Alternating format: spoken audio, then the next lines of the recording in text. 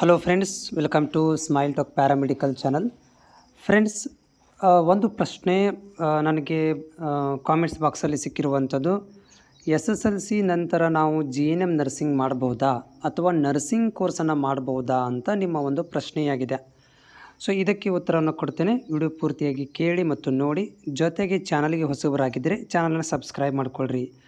ನೋಡಿ, SSLC ನಂತರ GNM ನರ್ಸಿಂಗನ್ನು ಕರ್ನಾಟಕದಲ್ಲಿ ಮಾಡಲು ಬರೋದಿಲ್ಲ.